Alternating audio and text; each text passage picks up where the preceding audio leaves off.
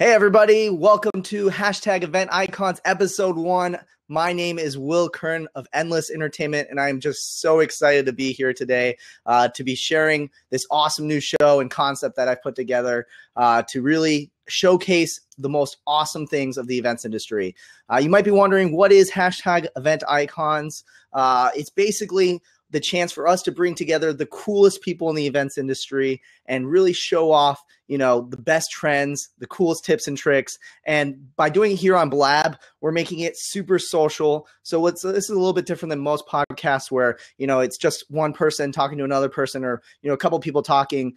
The best part about this is that it is all interactive. So as you guys know, there is a chat over on the right-hand side. If you're tuning in live right now, if you're not tuning in live and listening to the recording, I'm sorry, you'll just have to tune in live next time.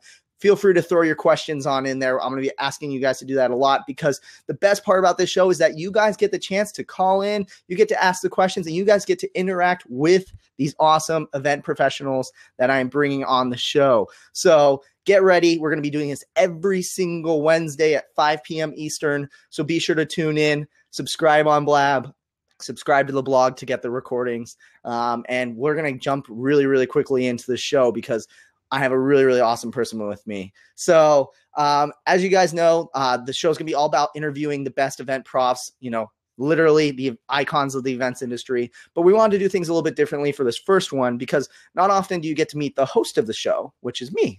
So I want to give you guys a chance to learn a little bit more about me and what I do and, what kind of inspired this whole #EventIcons. And I brought one of my best friends, Dan Tyre of Hubspot, in the house for him to interview me. So Dan, if you want to call in, which I see you doing, we're going to bring you on in the show. Mr. Dan Tyre is in the house. What is up, Dan? How are you doing today? Oh no, Dan, I cannot hear you right now. Those sound settings. So that's the best part about doing this show live. There's going to be technical difficulties. We just did the pre-show and it was working fine. Not sure what's going on right now. I still can't hear you. I am wondering if it's on my end. Oh, I hear something going on. We're going to replug all that in. So while Dan is figuring out the tech side of things while we How about now? Oh my gosh, there we go. Dan Tyre in the house. So sorry about that, Will. I gave you a heart attack, didn't I? It's all good. It's all good. That's because I'm not using a Mac. It's a PC. It's an old guy thing. It's like reading a newspaper. Nothing says old guy like reading a newspaper or using a PC. Or using a PC. Or wanting to use the Newton as your tablet. That's way old school. So, Dan, we have you. You're going to get the chance to grill me on a bunch of questions. But first, I want a chance for everyone to get to know you a little bit. Tell a little bit in a little tweetable chunk of sentence, a Tumblr message. Who are you and, what do you do? Okay. My name is Dan Tyre. I am employee number 6 at HubSpot. I live in Paradise Valley, Arizona. I am 57 years old, been married 26 years to a beautiful woman by the name of Amy, have 2 kids. And the reason why Will asked me to be one of his first guests is not only am I a Will Curran fan, not only do I want one of those green T-shirts that says Endless Entertainment, my secret desire is to get my hair to go like that. I really like to understand. I don't know how any way to do it. And I want to hang out in that warehouse that you have with like Batman and those mugs and all those cool things. But I go to a lot of events, right? I speak 50 times a year for HubSpot. I guess just to spend 3 minutes on my background, I was born in Washington, D.C. I was raised in a place called Ossining, New York. You know where Ossining is? Where is that? It's in Westchester County, just north of New York City. Wow. It's where Sing Sing Prison is. Oh, okay. Wow. So you had a rough Although childhood. I'm not associated in any fashion with the federal penitentiary system. Sure. Right. But that's how some people know Ossining. I was raised outside of New York City and so heavily influenced by the sports teams, the newspapers, the media outlets there. And then went to school, Colgate University.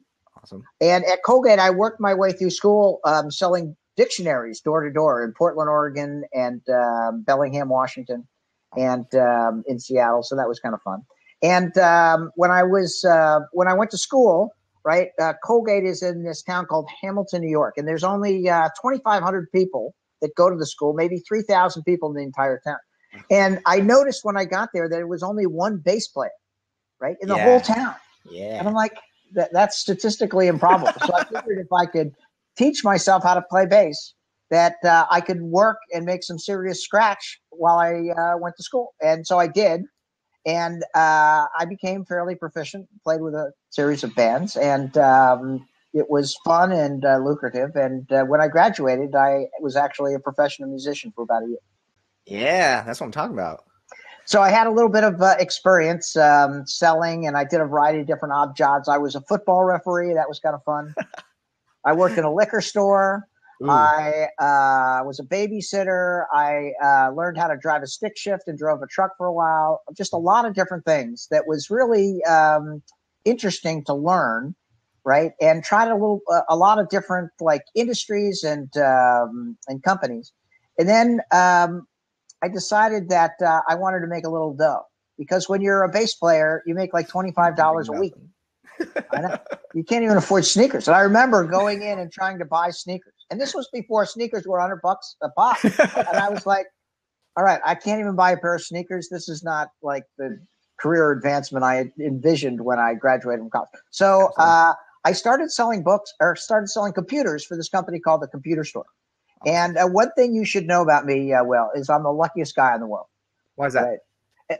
Like, things happen to me that just don't happen to other people. I am absolutely the luckiest person in the world, right? And so I worked for this company called the Computer Store. They had an exclusive to sell Apple computers east of the Mississippi. Oh, nice.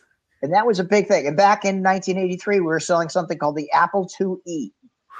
Right, which is like, I know you're thinking, oh, what am I talking to my grandfather? I was even born in 1982, right? But Apple IIes was the first real commercial computer that Apple created, and then they came out with Apple III, and then IBM came out with the first PC in 1982 and blew Apple away because business people didn't want to buy Apple; they wanted to buy IBM.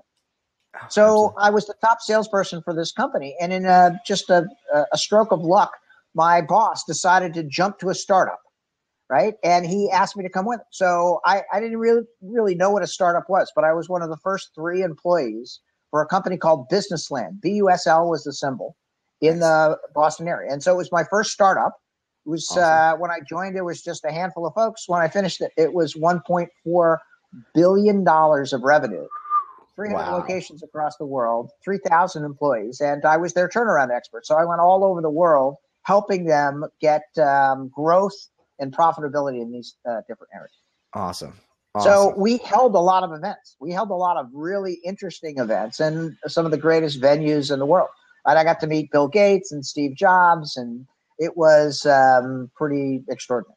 And so I worked for Businessland for 9 years, and then I decided I wanted to start my own company.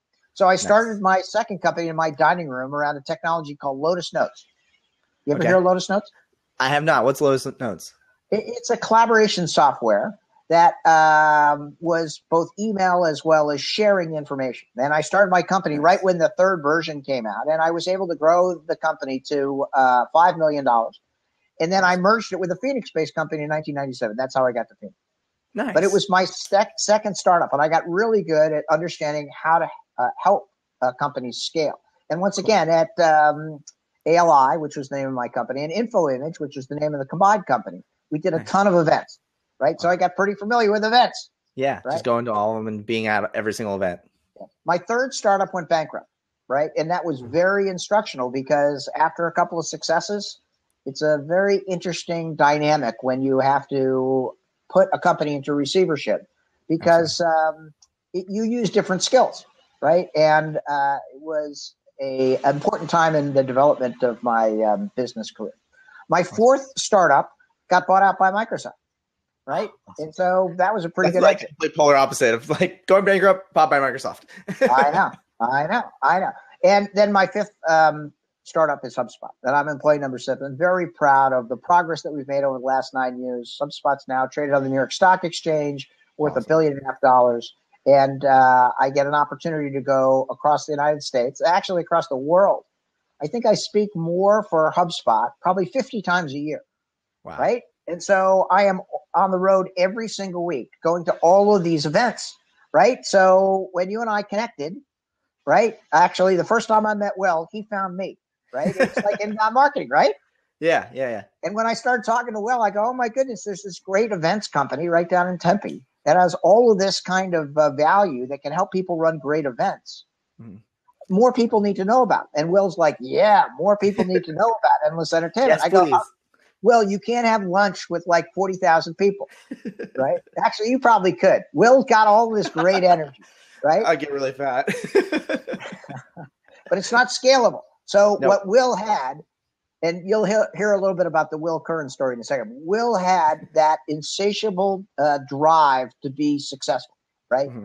He's been an entrepreneur for a while, and he has a special sauce of turning like a boring meeting into an event, right? Yep. And so he's an expert at taking like, you know, sometimes you like walk into a Marriott and there's this fuzzy wall, and then there's these round tables. And there's a guy with like a whiteboard and these smelly little, I don't know, what are they? They're markers, right? Yep. They smell like napalm, right? And you walk in there and you're like, your eyes are rolling at 8:10, right? You start at 8:05, you go in and see the same breakfast. And by 8:10, your eyes are glazing over and you're thinking, oh my God, what can I actually think of or play with? Or how many times did I go to the men's room before they realize that this has no value whatsoever? Right. And so when I started talking to Will, he goes, no, you know, your events don't have to be that way. You can make it exciting events. And I'm like, all right, prove it. And then Will started showing me this stuff, and it was really, really compelling. And so Endless Entertainment and Will Curran have a very interesting way of taking like average events and making them very helpful. So about a year ago, in my kind of process with Hubspot, Will and I met. And as an investor and an advisor and a supporter of Arizona companies, I liked Will, as many people do. And I said, all right, I'm all in. Anything I can do to help you, you let me know. And so as part of that, today we're talking about events, right? Will is trying to share his knowledge and experience, extensive knowledge, I should say, and experience of the world, right? And what I like to do is help companies like Endless Entertainment scale. Right. And what I like companies to do is to run like really good events and not the boring time we were talking about before. Yep, absolutely. And Will, you can tell, right? When you walk into an event, how quickly can you tell if it's like a run of the mill or if it's going to be a good one? Oh, I mean, like I don't have to walk in the event. It's just like leading up to it, you know, and then you walk in and it's like instantaneously you can tell if the energy's there, if it's going to be a great event or not. Yes. So the like Phoenix startup scene is pretty exciting these days. Right. Yep. There's a lot of events and competitions. There's Invest Southwest. There's Venture Madness. There's Phoenix Startup Week. There's all these kind of events. And you've managed some of those events like Phoenix Comic-Con and things like that, right? Yep. Done everything from the gigantic Phoenix Comic-Cons with the 80,000 people down to small corporate events with 100 people. Nice. And so events are very helpful for startup companies, right? Because they don't run a lot of them. They run 4 a year or 3 a year, right? So they got to make sure that there are quality, that they have good promotion, that they're memorable, right? Absolutely. And they're not really that expensive, right? The difference between hiring a Marriott and, just buying breakfast and hiring Endless to do the whole shebang, it's not, you're not talking about a lot of money. No. I mean, in the grand scheme of things, definitely not a lot. So as part of my kind of goal to help Arizona companies, right, I want to make sure that more people know about Endless Entertainment. And I'm very happy to spend, answer questions that you have, right? My expertise in events is exactly what Will said, right? I attend a lot. You can tell a stinker in the first 15 minutes. Yeah, absolutely. And we want to make our events here and across the United States because Endless works everywhere in the world, right? Yep, all over the place. You name it. I live out of hotel rooms, basically. And you like it. Yeah, I mean, it's a lot of fun, being able to, get just seeing the wide variety of the events that we do, like, for example, like you said, we do the Comic-Cons down to, doing, we did the United Synagogue of Conservative Judaism, like was one of our clients a couple weeks ago. Thank you, Dahlia, for getting them as a client. And, it was really, really interesting just to see the wide spectrum of how events are used to basically, bring an awesome experience, to educate, to entertain, to sell in some cases. So it's really, really cool. Definitely see the diversity of my clients for sure. Nice. All right. So can I take like 15 minutes and interview you? Yeah, definitely. Before we do that, if everyone's tuned in right now, I'd love for you guys to click on the left-hand side. There's a Tell a Little Bird and Tell Your Friends on Facebook. If you guys can click that real quick, I would love for you guys to share this with your friends and try to get some more awesome people in here as well. So I just did that. Dan, if you want to go ahead and click on Tell a Little Bird and share with the world a little bit about what we're doing. What's up, JR? I appreciate you tuning in right now. And yeah, tell a little bird, share with your friends, get everybody in here. And then also, while we're kind of going through this interview as well, if you guys have any questions at all, for those who are tuned in live, on the right-hand side, there's the chat. If you type /Q, you guys can actually ask questions, and we will actually be answering them, both me and Dan, so you don't have to just ask me questions, and we'd love to answer them. And then if any of you guys are feeling crazy, we'd love to have you guys on the show asking questions about events, what it's like planning events, and everything like that. So, so tell a little bird, post some questions, and then I'm just going to give it right back to you, Dan. All right. So I want to interview you. You're really the event expert, right? And I know you have a long and storied past. How the heck did you get into this business in the first place? Oh, gosh. Yes. So, I mean, I think like when I always love asking that same question too, because I love hearing the stories, because I don't think anyone that gets in events planned on getting in events at all. So for me, it started in high school. I used to be the geeky, nerdy web designing kid, and I started an internet radio station in my bedroom. Internet radio station grew. I couldn't afford to do it anymore, so I decided to try out DJing, basically. And I started DJing in my bedroom. Literally, I loved music. I still love music. I listen to a ton of music. You should see my Spotify. It's absolutely nuts. And basically started DJing. Friend asked me to DJ their party. I turned them away because I didn't think I knew how to DJ an actual party. Then the next day, a girl asked me to do a DJ party for $50. What's up, Dahlia? Thanks for joining. And basically decided to start DJing these backyard parties. More and more people found out, and I was so excited to basically be DJing like these middle school dances, whatever they were. And basically did that all throughout high school. Then came through and started DJing in college, basically. I was lucky enough to get an entrepreneurship scholarship, even though I didn't know what an entrepreneur was. And basically started DJing every single event in college, but got kind of bored of it, which was really interesting. So I was, at first that was kind of my intro to events, but I had never done anything really big scale. I was always that random DJ paid $200 to come to your event. Well, I got kind of exhausted of DJing 7 days a week and said, you know what, I want to do something new. And I saw this company on the East Coast doing these awesome, massive high school dances with like 6,000 kids, $60,000 production budgets. And I said, oh my gosh, I want to do that. It seemed so cool because high school dances to me were like so boring. Sure. I was like, I want to have an awesome high school dance. So I learned how to hire production companies. I learned how to book large talent acts, everything like that. And basically learned how to do production all on my own, basically. Learned how to program lights, how to run video setups, what gear is good, what's not.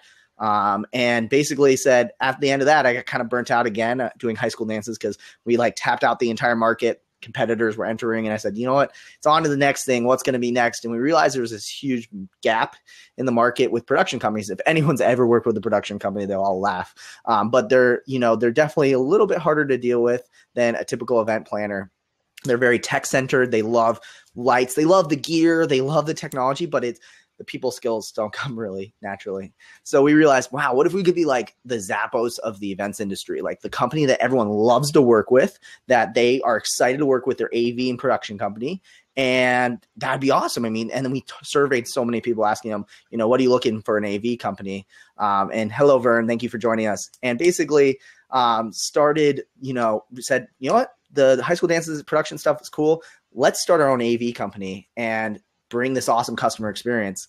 And it blew up really, really quickly. We started doing events like Phoenix Comic-Con and all these massive events, and, events like the X Games, the Color Run, all these massive events, and realized that, wow, customer service in the AV industry is definitely needed. And that's where we kind of are now, just doing awesome AV and production for events. Nice. So what makes your production company different? I think it's definitely, the three main factors of what makes us definitely different is first that it's our people. For sure. Like our culture of our company is all about like Batman, like we wear bright green shirts. Most event production companies, they don't want to be seen. We love to be seen so people can come and ask us questions and talk to us. So everyone's like a mini clone of Will, we like to say. Our culture is great. Our people are great. The second thing is our creativity. We call it crushing the box rather than thinking outside the box. So instead of, just saying, oh, hey, we're creative just in our designs, like most production companies do, like, oh, yeah, we can create a really awesome stage design for you, whatever it is. Of course, we have that like everybody.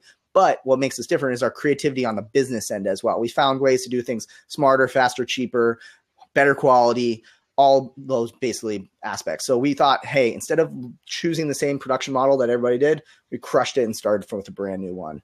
And then the third part is definitely our level of service that we do. Most AV companies, if you ever work with an AV company, they give you a quote and they hand it over and they expect you to understand what all that gibberish means. We do simple things like walking our clients through every single line. We'll walk our clients through our competitors' quotes. We want to make sure that they really understand exactly what they're getting for their money, just because it definitely is confusing, especially if you don't do production every day. All right. So give me three things. If I'm running an event for 100 people, what are the three things that are important to me that I should remember that would help me run a world-class event? Yeah. So I think one of the first things to think about is just first putting yourself in the shoes of your attendee for sure. Or your persona, whatever it may be. Yeah. Take the real good time to think about what they're looking for. And what's interesting is that it differs for every single event. Don't look at an event like, for example, the needs of going to Coachella, which is not 100% event, obviously, but like the needs for that attendee is completely different, than a simple corporate event with a screen and some microphones. Sure.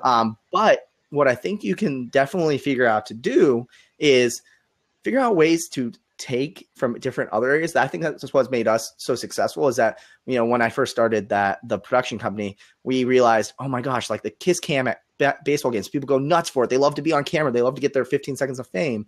And we figured out a way to bring that to events through crowd cameras and have cameras like scrolling across the crowd, showing everybody. And we found ways to take from other areas and bring it towards the event. Again, thinking outside the box is really, really important. Crushing the box. Okay. So one, you want to make it a little bit different, thinking outside of the box. Two, you want to take it further. And two, you want to think from the person attending the event's perspective. That's pretty smart. Oh, a lot of times, I mean, on that same point as well, a lot of times we get, as planners or event professionals, we get so excited personally about something. Like I was talking to one of my clients and he's like, yeah, I booked this artist because I wanted to see him play. Yeah. And that doesn't really work because you never know if the audience really wants to. In this case, it was someone that they wanted to see too. But, always be sure to think in the attendee's perspective very, very, very carefully. And the way you can do that is just by surveying people, calling them up, talking to them on the phone, doing your like persona research, essentially. Got it. What is a persona? Persona is like a made up representation of somebody. Basically, your like ideal client, essentially. So your ideal attendee, you build this fictional profile of what they look like and you give them a name so they sound like they're real and you focus out your energy on that. So like, for example, one of ours is Experienced Emilio at Endless. Okay. And so if I'm running like a regular business meeting for 100 people, right? Mm-hmm. How can I make that exciting? It seems like the most boring thing ever, right? How can Endless make 100-person like go into the Courtyard Marriott kind of event exciting?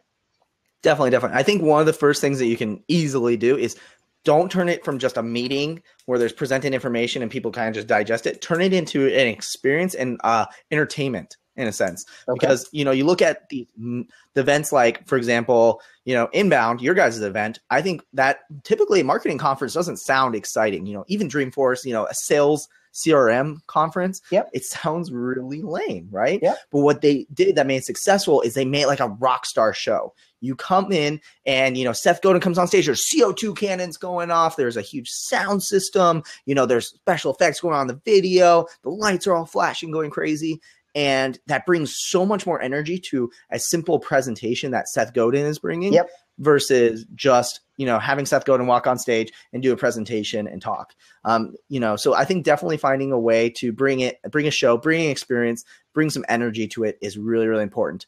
I think the next thing as well is check your basics. For 100-person shows, a lot of times, things like, for example, AV or food or the room or having simple things like outlets for people to plug in, it gets forgotten because you think, man, it's a simple, small turnkey event, but if you treat every show like it's a big show and you think about how you can really amplify the experience and make it go super duper smooth, it's almost like it all becomes invisible. Like the AV, for example, if it all goes super, super smooth, no one should even care about the AV company or hear it, but you'll know it's a bad AV company when everyone's tweeting about how the microphone's feeding back and everything like that. So I think those are two really, really simple things you can do that really can bring the event to that next level. And what's like the smallest event that you guys can like really kind of impact?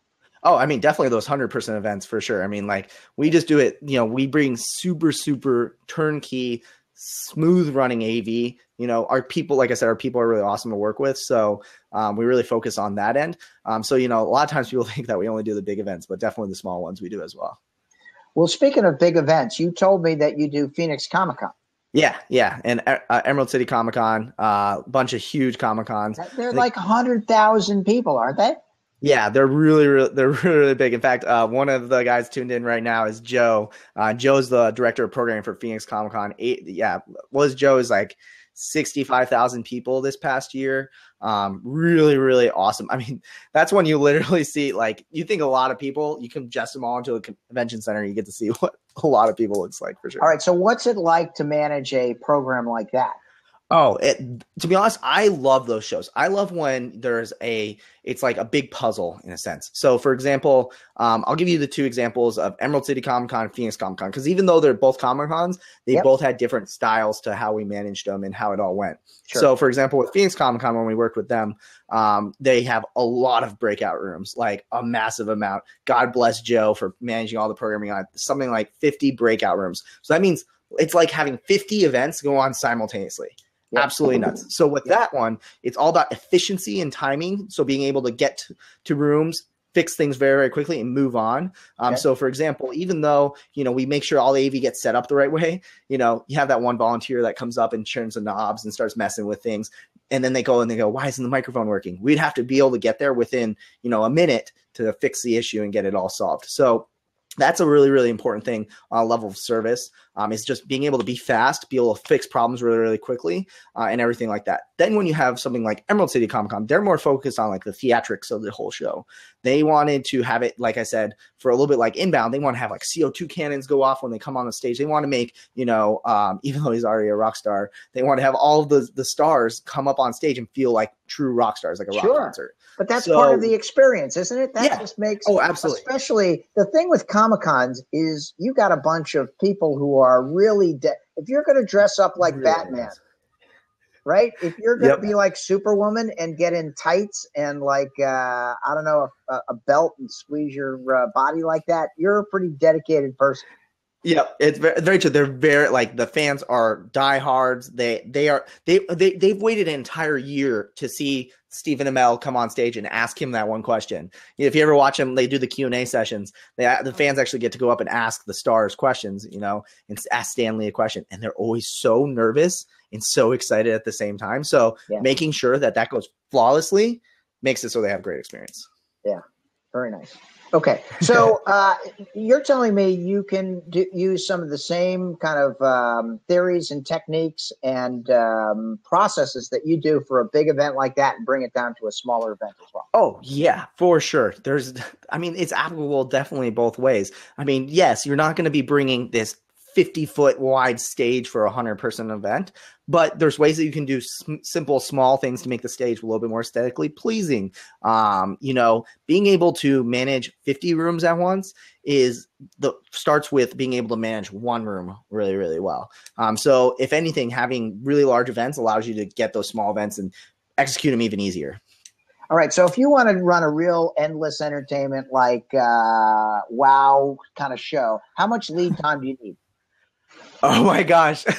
How much lead time do we get versus how much do we want? I bet. Or do people like call you and say, Will, I got something like around the beginning of January, and you're like, really?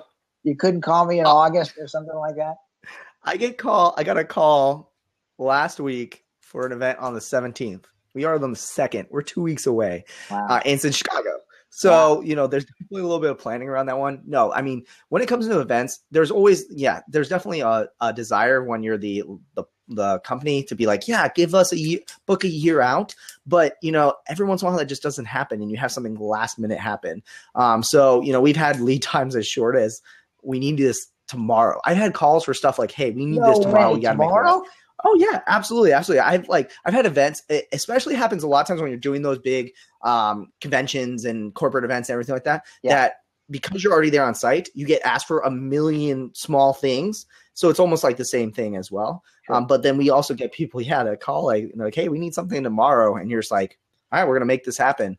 I'm not going to say that I'm going to be able to pull it off for the same budget that I could have done before because, I'm going to have to bring in a lot more people or figure out how to make this happen. But, sure. If I have to stay up until 2 a.m. and knock out all the details and get you all taken care of, I'm going to make it happen. Nice. All right. So in preparation for this presentation, I read your blog. Right. Oh, God. And you put out a lot of public information on your blog and white papers and ebooks on how to run. Why do you do all that stuff? I love that stuff. So, fun fact about most people that don't really know me really well is that I've been blogging for a really long time. I remember when they were called web blogs. When it was like that was the full name, and you were weird if you called it a blog. So, I started blogging in middle school, actually, creating blogs, and I had my own blog called. Oh my gosh, this is awesome. I never get to bring this up. I used to have a blog called Defblog, DEFBLOG, because my student name online was default. So everything was def for short. Wow. And I think it's also going to be the future protection that I'm going deaf. Not Def Jam Records or something like that. No, right? not Def Jam. That's what I was confused with, especially when the internet radio station's name was Def Tunes. So everyone thought I was related somehow, but not. Nice. But I did this blog, and it was I eventually changed it to Dio Feed, and oh my gosh, I'm going way back. But it was my the blog originally when I wrote that was my chance to share tech news. It was actually before Engadget and Gizmodo were huge, so I wanted to share all those cool news, any cool tips and tricks and everything like that on there. And it was hugely popular, but it was tough for me to write. I was never been a writer, but I loved doing it because sharing information. So for us, as Endless, we've been blogging for about 3-4 years, and we started doing it really, really lightly. It was first our chance to share cool videos of cool productions and lighting setups, laser shows, uses of technology to activate brands. It was really more like we used Tumblr originally, actually, as our platform. Sure. It was our chance to share cool stuff. But then as time went on, we realized that no one – I meant no one back in the day was talking about this dirty thing, AV online. And the cool setups were cool, but everyone was talking about it. Everyone loved talking about that, but no one was willing to talk about what happens when an in-house AV company tries to charge you 20% on top of the thousands of dollars you're already paying for, right? And what are the tips and tricks to saving a little bit of money AV? What are the things that you need to have in your AV setup? And no one was talking about this, and we're like, we need to write about this. And I got to give some blessing to Caitlin, who was my marketing manager at the time. She was like, we need to start blogging again. It's coming up. It's really big. We need to get involved. And I said, you know what, let's do it. Let's redesign our site. Moved it from Tumblr to our WordPress-based blog. And it was really our chance, and especially as it's evolved, for me to take that knowledge that I had, and instead of talking one-to-one with just a client, I could say, dump all my knowledge, and it was like a suppository of tips and tricks and secrets that I had kind of learned over the years. And I know you say this too, is that the blogs, they live forever. It's like my memoirs are written in this blog that literally it's going to last there forever. And the fact that someone can Google and find a really, really quick question and answer things, it was just awesome. Because I get asked the same questions all day long.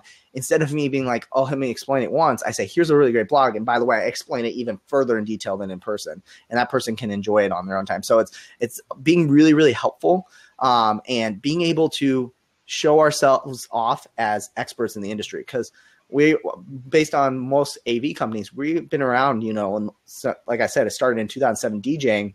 The production company itself has been around for about, you know, 4.5 years or so. And compared to some of these AV companies who have been around as long as I've been alive, I had to stand out. And content and writing content was my chance to stand out in front of everybody. Nice. I like that energy too. You got a little energy there, Will. That's why I want to do the video stuff too. I know. I love it. All right. So you've done how many events, do you think? You've done 1,000 events? Oh, at least. Okay. At least. So you have an experience. Any horror stories you can share? What's like the worst thing that ever happened to you as an event coordinator? That's a really good question. What's the worst thing that's ever happened to me? Hey, Tim, thanks for tuning in. And while you're thinking about that, if you guys have questions, you can put questions over in the question pane, or you can chat them over there. Yep. Or chat them right down there or whatever. Right? Will's got this wealth of knowledge, right? He's got some very funny stories, right, to go along with that green shirt and the funny hair, right? And if you want to hear from the master, right, now's your time to ask questions for the CEO of Endless. Biggest disaster story. So this isn't like I haven't had, luckily, knock on particle wood on my IKEA desk. I haven't had any major disasters on the AV side of things. We were really focused on like safety and things like that. So I don't have any stage crashing down stories. But I do like to share this story of when I was starting the DJ company, because it was the moment where I realized that systems and processes are needed to make sure an event goes perfectly. And that's why I think I haven't had any mistakes or any issues since then. And it's a story about when we were actually adopting our first CRM, or customer relationship management software. Okay. And I wanted one system to control all the details of the events, load in times, you know, when the show started and everything like that. Well, I had a client come in and we utilized the CRM for the first time ever for them. And they call up and they say, yeah, this is our event. This is what time it starts. This is what time it is. And I'm putting all the information in. Of course, like the sales process goes along, you get the contract and everything like that. And we never updated the time inside of the CRM. So bad decision. So that's why we do like quadruple checks. There's like 1 million checks we do nowadays for all of our shows. We even quadruple check our quotes before they go out, because we want to make sure they're perfect. Yep. And anyways, we did the show. We set everything up, and it was just me and another person. I was the DJ back then. And I basically, we get done setting up super early, and we're like, we're going to go back in Tempe. We tell the client, hey, we're all done. We're all good to go. We'll see you back here at 7 o'clock at night, or whatever, 8 o'clock at night, whenever the show starts, or an hour before. Like we said, we'll see you back here at 7. Show starts at 8. She's like, okay, cool. We'll see you later. So we go into Tempe, like relax, have dinner, and I'm at the warehouse changing, and all of a sudden, my event manager who was with me gives me a call and says, hey, I just got a call from the client. The time in the CRM is wrong. We actually have the show starts at 7, not 8. And I'm like looking at the clock, and it's like 6:55, and I'm like an hour away from where the show is. And I'm like, oh my gosh, I've never put my pants on so fast in my life. And I basically ran as fast as I could, not ran, but drove as fast as I could. I'm pretty sure I broke 1 million speeding laws on the way over there. Ended up showing up like 10 minutes late. And I remember going in and running up to the door, and the client opens up the door for me. I'm like, I'm so sorry. I'm going to make this up for you. I'm so sorry. And she goes, oh, you definitely will. And I was just like, my heart sunk right before I went to go do my DJ set. And I was like, I'm never letting this ever happen again. Like, details are so important in the events industry. And that's where I learned my lesson. I like that. A little Madonna extended play can go a long way for the first 10 minutes, right? Yep, definitely. All right, how about a favorite resources or any AV equipment that is really hot these days? Anything that's new going into 2016? Riff a little bit about evolution of equipment. Yeah, totally. I can definitely talk about equipment, and then I definitely have some awesome resources that I think are really good for people to check out. So when it comes to like AV technology, things to watch out for. I think one of the coolest technologies is the evolution of audio equipment right now. There's no excuse these days for feedback and, things like that, audio dropout issues, things like that. The technology has been awesome. So this gets really geeky on the AV side, but one of the coolest technologies are that these audio boards that used to be, you had this board and you need someone to sit at it to adjust all of the levels and everything like that. And it needed to be nearby, near a door or whatever it is for all these breakout rooms. Yep. You had to be able to adjust it quickly. Yep. Well, there's new awesome technology called Wi-Fi or wireless boards. And what they do is they're just placed to plug in all the microphones and inputs that you have. Okay. And you can tuck it under the stage so it doesn't even get seen. And what's great is it's all controllable by an iPad. So this is where like small things that matter on events. What's great about this is if you have 50 breakout rooms with like a Phoenix Comic-Con, you literally can have a technician walking up and down the hall with the iPad with Wi-Fi, connecting to the rooms, checking on the levels, and they don't have to walk in behind stage, adjust levels, or run cables all over the place. They literally can walk in a room and be like, that doesn't sound right. Let me tweak it here on my iPad, and then walk out of the room. Wow. Or set presets to keep things like feedback happening. Really awesome stuff. So allows people to really manage rooms better. And it's stuff like that, being able to stay on top of the technology that makes sure that you have that at your event. That is something that might not seem huge difference, but that might allow a 4-day conference to run even smoother. So there's no problems at all. So that's one really cool technology. I love live streaming right now. Bandwidth is getting super cheap. We're getting more and more clients that are wanting to live stream their events and do it easier. There's a really cool technology made by ironically, by the company Livestream, the company that has the platform. They have this thing. They have these technology platforms that allow them to basically mix and control and do streams and things like that. So you can do multiple cameras, like you watch like a Ultra Music Festival online on YouTube Live or something like that. It goes out to multiple platforms. But what's so cool about it is that not only can you take cameras in and audio and everything like that, but you can actually have people download the live stream app on their phone and they can connect to the main master board and you can send their video signal to the screen or whatever it is. So literally you can crowdsource the cameras at your event, which is just imagine at music festivals, if you could get that girl in the front row that's like having a blast without having to have a camera person up there. So cool. Mind-blowing technology for sure. So those are my two kind of favorite technologies that are going on right now. Blab is one of my favorite technologies right now. Why do you like Blab? I love Blab. Thank you for the props right there, my man. Hey, how come I don't have any props? Tim, come on. Give me a few props over there. There we go. Thank you. Auto-click that man. Get him up to 40 right there. What I learned in this Blab is I can't prop myself. I can only prop you. Well, can I prop myself? No, you can't prop yourself. Oh, I'll give you some props there. Yeah, I'm loving Blab. I'm really excited for this show. Why do you love it? For sure. Well, I think one of the coolest things was like, so for example, we're in a chat right now. Anyone could drop in and ask questions right now and hop in this conversation. I think that's really the easiness of that happening, and the communication is huge. I love that very much. It's way easier to use than Google Hangouts. And I think this is going to be like the next video platform for sure for conversations and talking for sure. I got to tell you, I've done 3 Blabs now. Matt Sherman and I did one a couple of weeks ago. Then I did one with Q the other day. Nice. And it's super easy to use, right? It is nice to be able to see people, although I'm a little scratchy and you look like crystal clear. It's the Mac. It's the Mac. No, it's not. Well, maybe it is. I don't know. But you look great. I mean, it looks like you're standing right on the other side of the room and the audio is perfect. Right? Thank you. And people can ask questions on the side. And, you don't have to buy anything other than you have a nice microphone. But other than that, it's like standard kind of stuff. That's pretty impressive. Absolutely. Yeah. And it was super easy. I'm using a really nice microphone right now, so I get a little bit better audio quality. But everyone I've been using like a $20 USB headset. We all have these iPod headphones now that you can use. And it's so easy for us to communicate. What was it? There was a Blab the other day, and the guy dropped in from Honduras, and you're like, this is amazing. We're talking to a guy in Honduras at 6:00 at night on a Monday or Tuesday, whatever it was. Right, we had 4 people on the screen: myself and Q, who was in Central Phoenix, a guy from Honduras, and then a guy from LA.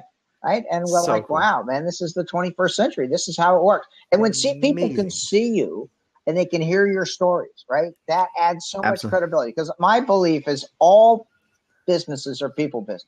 Right? You can send emails and talk over the phone, but when you really want to do something with somebody, right, going belly to belly or actually being able to see them is a critically important component to that. Oh, absolutely. I definitely agree in the face-to-face for sure. So I think technology is allowing us to do that too. And that's why I'm based in Phoenix. I was talking to a client today and they go, oh, we do events in Chicago. I don't think you want to come all the way from Arizona to do that, blah, blah. And I was just like, oh, no, you don't get it. Like, I have a warehouse in Chicago and our team's everywhere. And I just fly. I'll come to you in Chicago. That's no problem. That's like, especially right now, it's so cheap to go to Chicago because it's so cold. But, you know, it's definitely, you know, technology is amazing. It allows us to do video conferencing. I don't even have to go to Chicago. We can just talk right here, right the way it is right now. And it's like as if we were in the same room sitting on my couch, you know, just chatting. And is that your warehouse? Are you in your warehouse? I'm actually at my house office right now. This is my home office. Yeah. With all my toys and everything. I got my Blu-ray collection, Dexter down there, like all my Funko is one of our clients, which is really, really cool. By the way, do you have that link to the Funko video? Where is that? Somewhere you emailed it to me, right? Emailed it to you, yeah. Okay. So Dan's going to tweet out a link right now. So if you go on, check out Dan on Twitter, at Dan Tyre, he's going to share a cool video. They're one of our clients, and they make these awesome toys and a really, really cool video that we made that I hope you guys enjoy. And basically we just do so much. I'm a comic book nerd at heart. You know, I'm excited for the Arrow series mid-season finale today. So definitely nerd at heart. All right, at endless.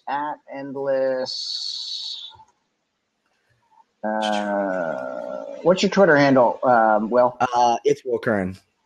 It's Will Curran. And you have one. Sometimes regret making them. I know. And what's endless? Is endless? Hello, endless. Hello, endless. How come I don't know that? Hello. You should know that. I know. Hello, endless. Okay. All right, great. Awesome. Video. All right, I just tweeted, and that's my only ask. That is my only ask of the entire blab. Is I want to make sure when people follow me or when people who are attending this comic book store brand idea. Brand idea says something about comic store. What? Go over it in the question pane and ask what your question about comic book store. Let's see, is that Tim? I think it's Tim. All right, but watch that video. That's my only ask. That is a super video. When I saw that, I was amazed. Very excited. Thank you. He says my office looks like a comic book store. It does. It does. You got that. Who's your favorite superhero? The Flash, by far. Really? Because you move so quick and you got so much energy? Yeah, I don't know. I never thought about it that way until people started saying that. But I like it because it's very scientific a little bit. It's also I love time travel. It's really weird, but I love the idea of time travel. So I love the idea that a hero could go back in time and there's alternate universes and the science behind it. So by the way, I don't know. David Curran is in the house. I'm not sure if we're related, but I love your last name. Nice. All right. If anybody cares, my favorite superhero is the raccoon from Guardian of the Galaxies. Why is that? Because he's tiny, he's got a big gun, and while everybody else is fighting down at the bottom, he's holding everybody off. So that's my aesthetic. That's what I like to do. Help people out. That's awesome. Nice. So are you so you're more of a Marvel guy? Are you really excited for Captain America: Civil War? No. I like the first two Captain America movies. They're pretty good, right? But I don't know. Guardians of the Galaxy all the way. That's kind of like an under the radar kind of superhero. That I think. Do we need 12 more Spider-Mans, or do you think Spider-Man is pretty much done? How many Batmans and Superman remakes do we have to make? We know the story. All right, read the freaking comic book. It's fun. All right, but it's over. Let's morph it. Well, that's why I'm excited for Batman vs Superman, though, because they're obviously rebooting. But what I've been told is that they aren't focusing as much on his backstory on it. So because they're Bruce Wayne's an orphan, his parents get murdered. So here you can watch that happen really quickly, and then we're gonna say you understand Batman is who he is now. It's lame. How about I hear what you're saying. All right, that's not innovation. All right, that's entertainment innovation, which means we're going to take the old stuff that we've already done and we're just going to do it over again with new stuff. That's not innovation. True. All right, that's dopey, right? But there's a series on Netflix. Is it Jessica Jones? And have you watched that? I don't watch that. I was just talking about that with Joe the other day, literally yesterday, and I don't watch it because to be honest, it's starting to get so far out there. I've never even heard of these characters now. I know, but that's I'm more what of a DC guy. That's innovation. Yeah. Everybody knows Spider-Man. Sure. Everybody knows Batman. Everybody knows Iron Man. All right, they're done. They were good movies. 15 years ago, right? Well, now let's move to something else that shows a little bit more. We like female superheroes. We like raccoons, absolutely, right? That's the first raccoon superhero I've ever seen. So the question I have for you, Dan, is, so based on innovation, I probably bring this back towards events, honestly, because I can talk about comic books forever. Yeah, what is something cool and innovative that you've seen at an event? Yeah, you know this one, but those crowd mic guys, right? Yeah, they're in Tempe. They're Sean and Tim Halliday have a way to turn your phone into a microphone. So the guy who's running around from the top of the event all the way to the back of the event. And you got to wait, like you're like in junior high school. You got to wait till the person runs up with the mic, and then they turn it on and go, get all that feedback you were talking about, and then they say the question, and everybody's lost like 3 minutes out of their lives, right? Crowd mics make sure that doesn't happen. So crowd mics. I love crowd mics. I know. Yeah, crowdmics.com is the place to go. Sean's going to be a guest on the show. In 2 weeks, that's in great. A week or 2 weeks, something like that, or in a couple weeks, 2 weeks from now. So I got Sean on the show. They are developing awesome stuff. Great guys. I agree 100%. I love that technology. There's another really cool one too, called Catchbox. They turn a microphone into like a box, and it's throwable. I've seen that. Cool. Yeah. Or but still, like, you know where I saw that? I saw that on your blog. Don't you have? Isn't that in that video that I just tweeted? Yep. Yep. So it's catch boxes. We featured them on a blog a little while ago too, as well. They're awesome guys. Really, really cool stuff. So that's like our blog right there. Like all the coolest innovative stuff, we're just putting it on because we want people to know about it. All right. I need one of those green t-shirts, my friend. I'm a large. You do. I do. I know. I'll wear it proudly. Right. And so one of the cool things that we did, this is just a testament. Hopefully this sounds a little egotistical, but whenever you see us around shows, our shirts say, ask us how we can help you. Why is that egotistical? That's not egotistical. That's great. So we decided to do it because our shirts used to say like helloendless.com, and we're like, how many people are actually sitting there like, oh, it's Hello Endless. Somebody looking on my phone. We're like, why don't we put something that really actionable and get people to talk to us? And also that is really helpful. We put it on our shirts, and oh my gosh, our staff can't wear these shirts outside of events because people in convenience stores ask for their help. That's right. That's right. That's smart. All right. That's why I like Endless Entertainment, because you're doing good things for the universe. You're trying hard to do the right thing. You're going to run great events for our audience and for everybody. So if anybody has an event coming up in the next year, all right, go to Will's website, fill out a form. He's doing the selling for me. Right. And you go ahead and you just want to talk to him, and he'll tell you, no, we can do it, or that they're booked or whatever. But you want Will to help you with your next event, right? Unless you want a boring event, right? In which case, no one wants a boring event. Exactly. That's my experience. No, I appreciate that. I did not pay him to say that, by the way. So I'll get you the $100 bill later. No worries. All right. I got 2 more minutes. Awesome. 2 more minutes. We got like 7 more minutes, I think. Right? All right. We can do 7 more minutes. 7 more minutes. Then I got to jump right at that because I got a call at 4:00. But does anyone have any? If you have any questions out there, please put them in the question pane over on the right-hand side. I'd love to answer your questions, or Dan as well. Ask him where his orange walls come from. Is always a great question. People always ask me about my shoe size. Oh gosh, the camera's so far away. You can see my lime green shoes right there. I just got new ones. What size? You'll have to wait. Someone has to ask me that question. Does somebody want to jump in the open seat? Can somebody jump in the open seat? Yeah, anyone can jump in the open seat. That's a great thing about this show. So moving forward for all the future shows, there is anyone can jump in at any time and ask any questions at all. And that's what's great about this show versus another podcast is we're not just here talking and you guys don't get to do anything. You guys get to ask us questions. So by the way, my shoe size is 9.5. I think mine's 7.5. What? I know. I think so. I got little baby feet. Baby feet. Oh my gosh. Well, I realized that since we are getting to the end, actually, we will have to answer the rest of the questions in the post show. Again, a great reason for you guys to tune in live is that we're gonna stick around here for hopefully a couple more minutes. Dan, hopefully, you can stick around for a little bit. Maybe. I think I got booked right at the top of the hour, but let me just check. Okay. Cool. Well, be sure to tune in live every Wednesday, 5 p.m. Eastern here on Blab. You can follow us on Twitter at Hello Endless, or me on Twitter with It's Will Curran. And you can follow me. I tweet a ton about this show. And then if you find the link, you can go on Blab and subscribe. And then that way you get a notification whenever the show goes live. But every single Wednesday, 5 p.m. Eastern, even on the 30th of December, we're going to be doing a show talking about event trends for next year. We have some really, really great guests lined up. So you guys are going to want to be here live for it for sure. If you guys are watching right now and you want to rewatch this and catch the show notes and the transcription and everything like that, you can head on over to our blog at helloendless.com/blog. And we'll be posting this show up there for you guys to tune in and watch a little bit very, very soon. So that's going to be really, really great. And before we jump off and I tell you guys a little bit about next week's show, I want to share a really great resource for everybody if I can get this up and rolling.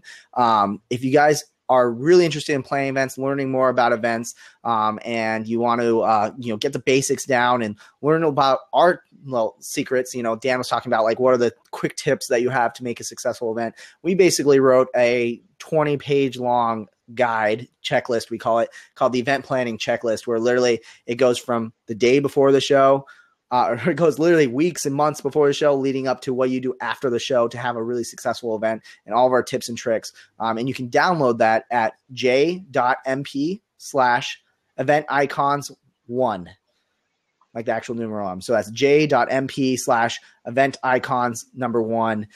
And you can download our event planning checklist for free. It's 100% free. It's all of our tips, tricks, dirty secrets to having a super successful event. Highly recommend. It's gotten millions and millions of downloads. It's one of the top event industry resources. Definitely go check that out right now. Nice. And, with a couple minutes left, I want to thank. What's your website? How do I get to your website? So it's helloendless.com, HELLO endless, ENDLESS.com. And all those resources that I talk about, we have a bunch more as well. So you're kind of talking about cool resources.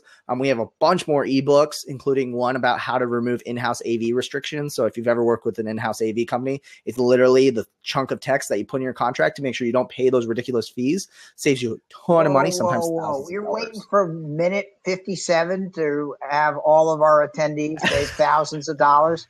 Okay, I want you to have your next lab needs to be about how you can save $1,000 or a boatload of dough on your next AV contract. Well, it's great that you say that. That is gold. That's a great transition because that's it is gold. So that's the best part is that next week's episode, since my area is AV, I know a ton of great people in AV. I am bringing on Mike McAllen, who is the owner of Grass Shack Media and Events, and also the host of Meetings Podcast, and also Midori Connolly, who is AV production girl. She's like the AV boss of ladies right here, who we're going to be talking about Event AV. And I also brought on my production manager from my company who runs all the AV and everything like that, manages all the equipment. And he's the one who actually formulated a lot of the cool content that I write. Okay. And he knows a lot of really cool, dirty secrets to having a successful AV at your event too. So that's next week's episode on the 9th that you guys should all tune into at 5 p.m. Eastern.